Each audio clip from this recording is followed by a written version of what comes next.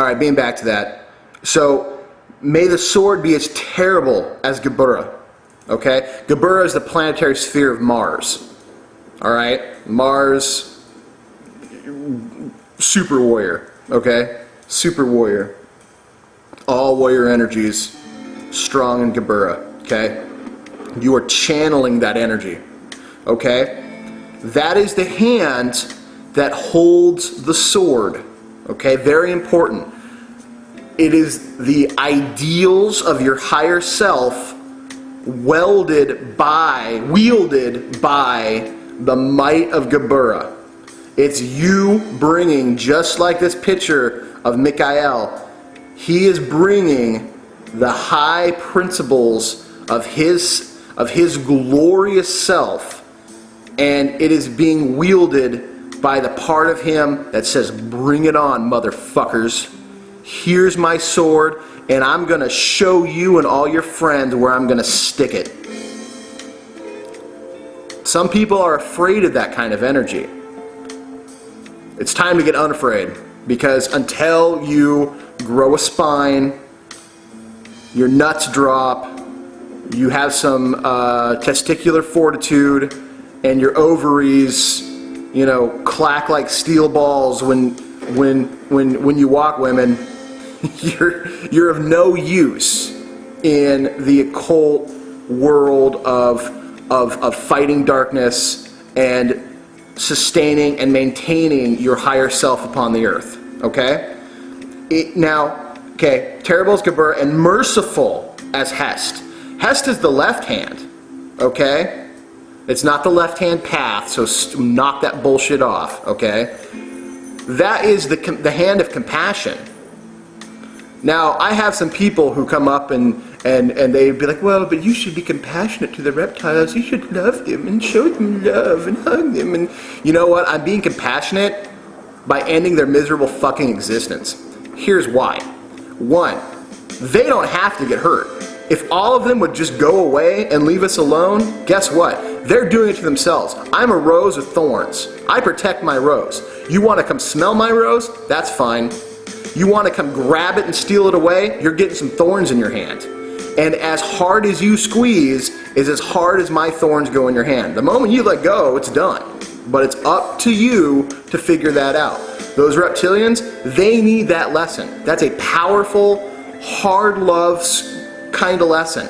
I'm also being merciful because I don't need future generations to be molested by these reptilian scum suckers, you know? Love is sometimes rough. People who think angels are all about light and love, they're right, but sometimes it's hard love, and sometimes it's brilliant, painful light, okay? This whole fluff bunny bullshit gotta end. It's gotta end. And that's the type of neo-paganism, just asinine, grab-ass behavior that's just, it's worthless. It doesn't get you anywhere, and it gets you hurt. It gets you attacked. It makes you into, you know, dinner for something bigger, something badder, and for most of you, that's pretty much anything. Okay? Anything. So, have that sword. May it be as brilliant as Tapareth, terrible as G.O.O.D.S, and merciful as Hest. And guess what? That's all you. May you attain to your higher self. May you be terrible and formidable and scary as hell when you need to be. But may you also be merciful, kind, compassionate, thoughtful, wise. All these things go together to make a powerful human. Figure it out. Become it. Live it. Say it every day. Right now it's hard, but 2 weeks from now it'll kind of make sense. And then pretty soon you're not just saying it, you're living it. And there's a big difference. Okay? Here, let me read you something else. Let me find it. It's a big book. One of my favorites. Had this for a long time. Dog-eared and just been. Some people carry their Bible. I carry this. It's not so much a grimoire, but it's pretty close. Here's what happens when you start manifesting your highest ideals.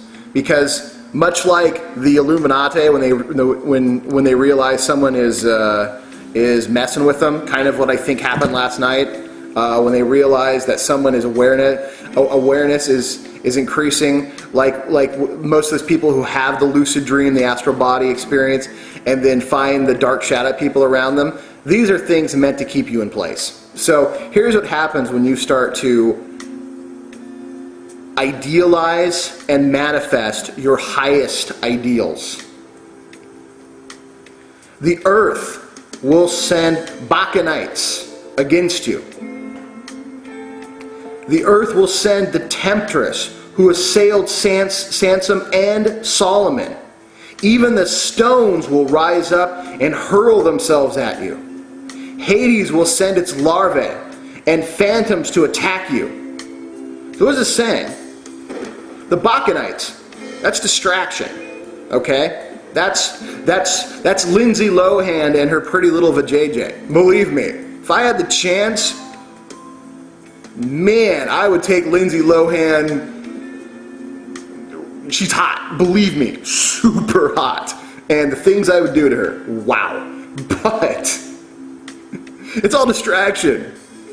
Who cares? Lindsay Lohan's in jail, great. Paris is down for drug, whatever. Who cares? These are the Bacchanites. This is go get drunk. This is go care about stupid entertainment news. This is, E! And Hollywood Story and all this shit that doesn't fucking matter. But they want you to concentrate on it because, go hit the bar scene. Go spend, $300 buying shots for all your friends. I'm not saying you shouldn't do this, because God knows I drink. God knows I'm a hedonist.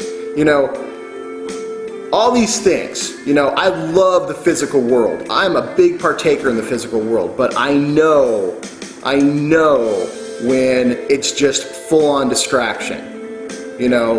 I see nothing wrong with drug use, but I see something terribly wrong with a bunch of idiots who all they do is sit around and smoke pot all day. All right, if all you're doing is trying to get high, then you're just going to stay low. Okay? Pot culture, fine, whatever. But seriously, get a job. Stop being lazy motherfuckers. Smoke pot here and there to relax and have the experience. But let's not immerse ourselves in, oh, dude, I'm stoner. It's stupid. And it keeps you stupid. And that's just, use it for what it is. But don't let your possessions possess you. Okay? That's the Bacchanites. All right? The temptress. The temptress of Samson and Solomon. Delilah. Believe me, I've had a bunch of those in my life. Tons of those. And it says that in here it says that a magician should never love a woman more than he loves his work. It's true. It's true. Because a magician, a warrior on the path, has to excel in their art, in their act, to be capable of loving something back. That's not to say you don't love someone and just pick your path over them. No. You have to be fully immersed in what you're doing in a balanced way, and in that way the opposite or your chosen person can benefit fully from everything that you are. Okay? The stones will rise up and hurl themselves at you, quite literally, as some things that happened last night. These are the physical. This is after the Bacchanites and the temptress don't work. Now we're going to have to kick it up a notch. Okay? Now we got some craziness going on. And now we got to manifest a little bit more to really scare you back into your hole and get you, maybe you want to go get drunk and laid and keep you there. So we're going to pick up things and hurl them at you. We're going to hurl a glass vase across the room. We're going to make all the drawers open and close. Okay?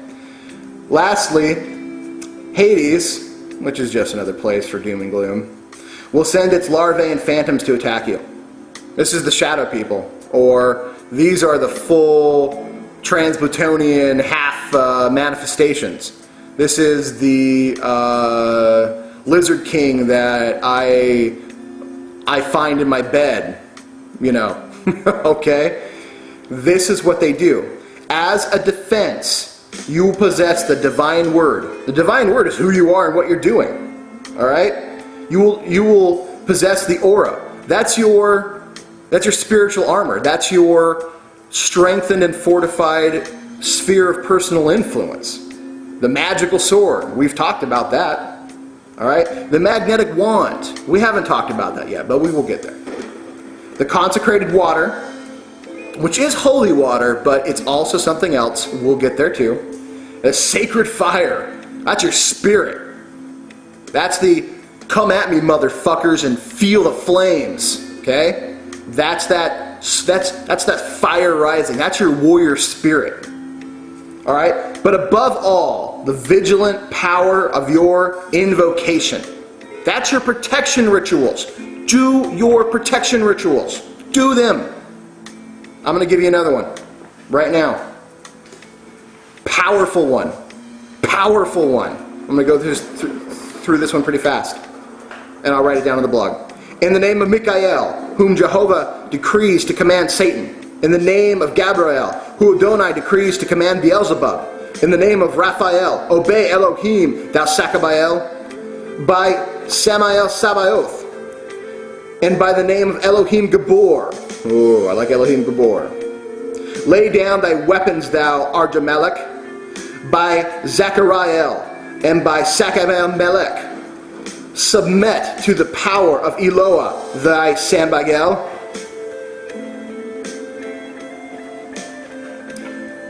In the divine and human name of Shaddai, and by the power of Anael, of Adam and Shavah, thou Lilith, retire. Leave us in peace, thou Nemeth.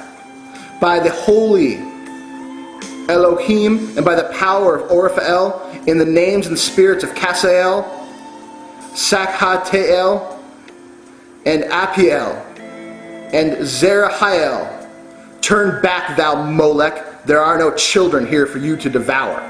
That is a powerful, powerful, commanding the archangels and spirits of the planetary realms to your aid. Basically, it is matching current for current the Kabbalistic energies, commanding and forcing into submission or full-on banishment of the Kolopian energies. Okay?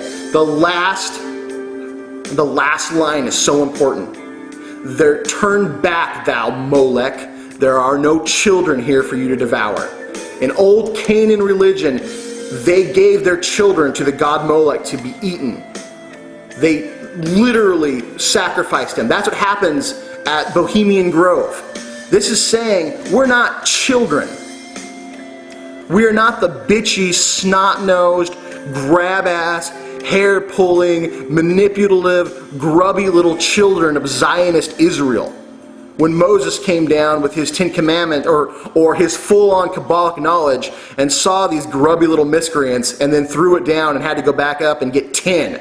Can you grubby little kids figure out 10 commandments? The answer is no, they didn't. So this is saying, turn back, Molech. We're not these children of Israel. We're not here to be devoured by you. We stand as higher self beings. Powerful. So, I'm done with my rant for today. We're okay. I took care of it. But I want others to have the strength to do so. Meditate on this. Get back to me.